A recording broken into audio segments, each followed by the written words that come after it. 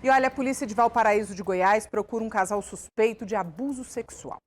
Esse casal seria responsável por uma instituição que abrigava crianças em situação de vulnerabilidade.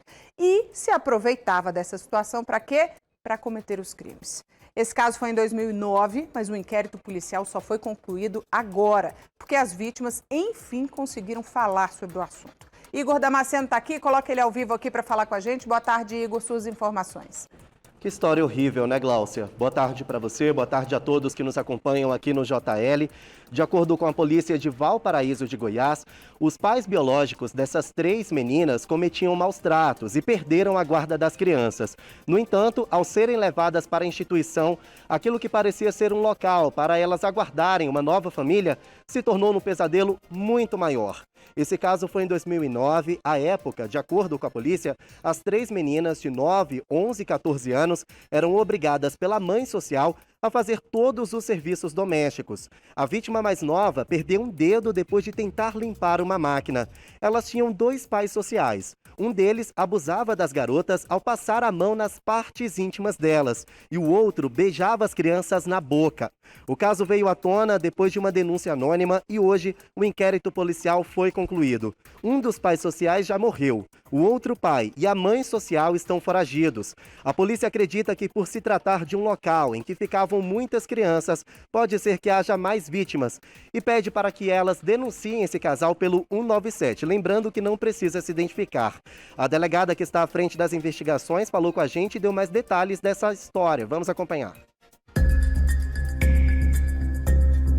Na época não foi possível encontrar autoria, tendo em vista a dificuldade das vítimas em se comunicarem, em prestar informações, o medo, a subjugação com os seus guardiões legais. E dentre estas investigações foi possível encontrar uma envolvendo, que na época era chamado de um orfanato local, em que crianças eram entregues para acolhimento institucional para que pais sociais cuidassem com incentivo governamental ou então com doações nessa instituição.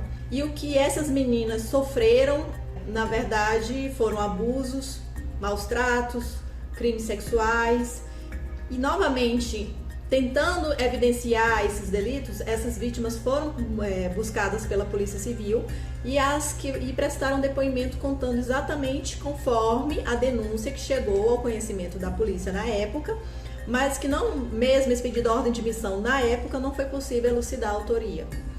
Então é um projeto que nós estamos novamente buscando essas vítimas, identificar testemunhas que na época não tiveram coragem de falar e que talvez pelo decurso do tempo agora possam confirmar as versões das informações que chegaram por denúncia anônima. Um acompanhamento do Conselho Tutelar que conseguiu evidenciar algum tipo de anormalidade nos cuidados ou na psique das crianças, sendo que estamos logrando êxito na identificação de muitos autores. Não tenha dúvida, a polícia vai chegar em vocês.